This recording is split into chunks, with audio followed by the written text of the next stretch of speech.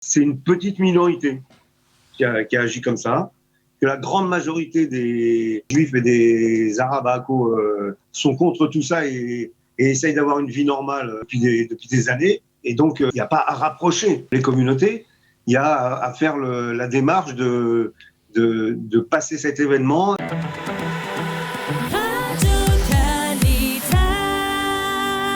Nous sommes avec Claude Lévy à Saint-Jean-d'Acre, à Akko.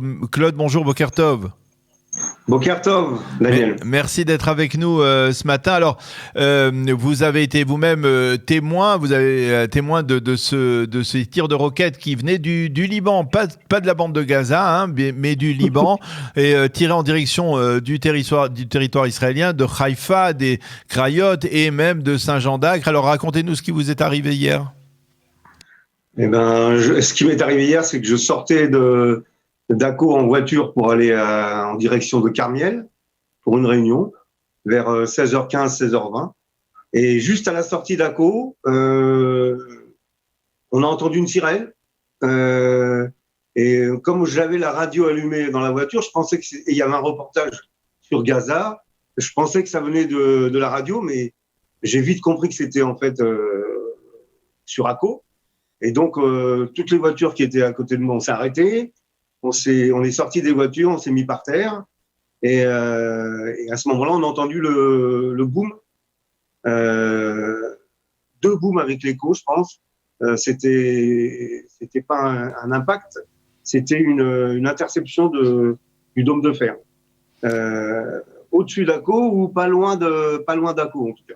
Alors, vous vous êtes dit que ça venait de Gaza ou vous pensiez tout de suite au Liban?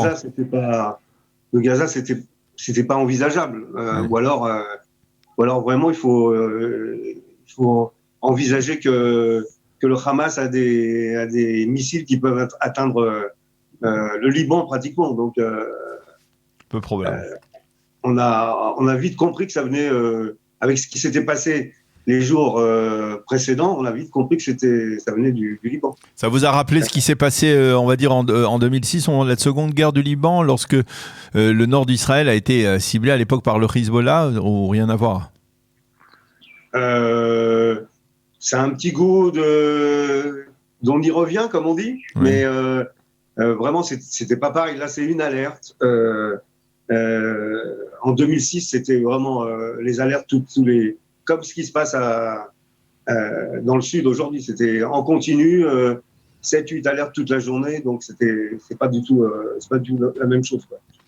Alors, je voudrais que l'on profite de notre discussion pour parler aussi, revenir sur ce qui s'est passé la semaine dernière à Akko, qui a été une des villes qui ont été touchées par les affrontements entre les forces de police et les émeutiers arabes, qui ont été touchés par cette vague de nationalisme dans le secteur arabe israélien, des dégâts causés par ces émeutiers.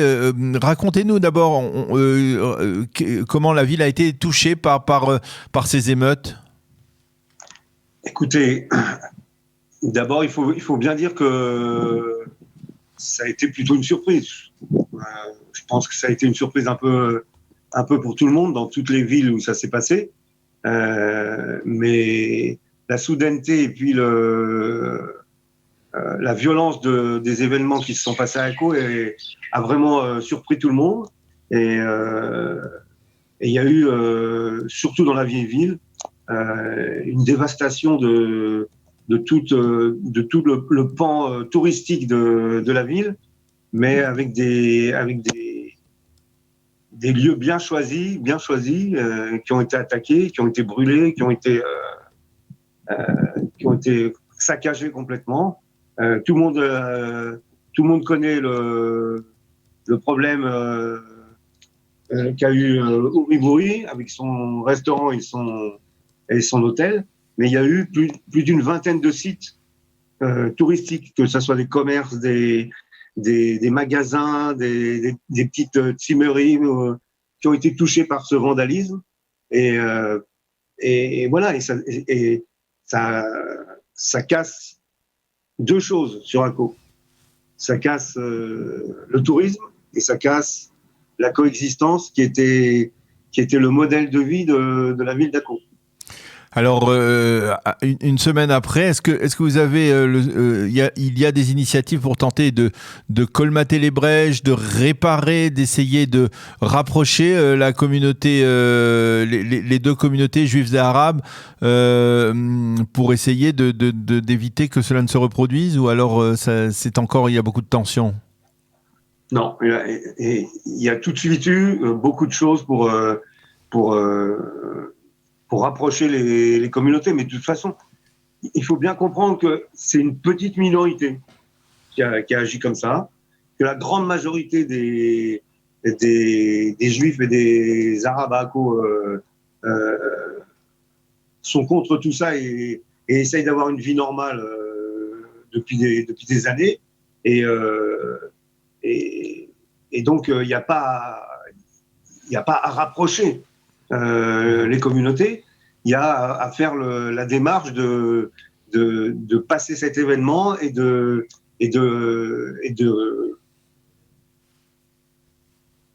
d'essayer de remettre tout en état et de repartir de l'avant. Voilà. Maintenant, il y a le maire d'Akko a décidé de certaines mesures. Notamment, il a réuni le comité avec tous les responsables religieux, le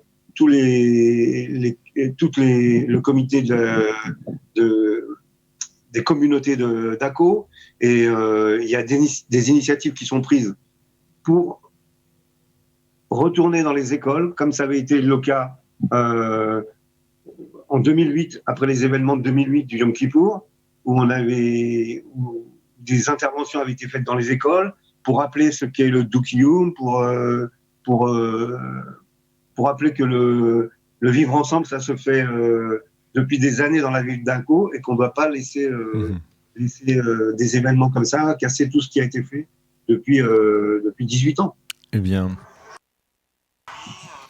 bien, Claude Lévy, merci beaucoup pour ce témoignage. Merci beaucoup pour avoir accepté de répondre à nos questions donc ce matin. Bonne journée, à bientôt, Claude.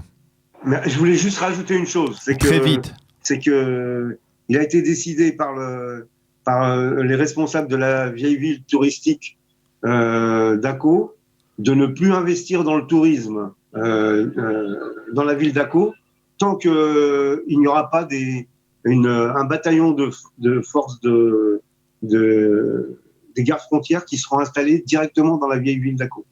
Eh bien, on l'a bien compris, c'est important de le souligner. Merci encore, Claude Lévy, d'avoir été avec nous ce matin. Bonne journée, à bientôt. Voilà. Merci, au revoir.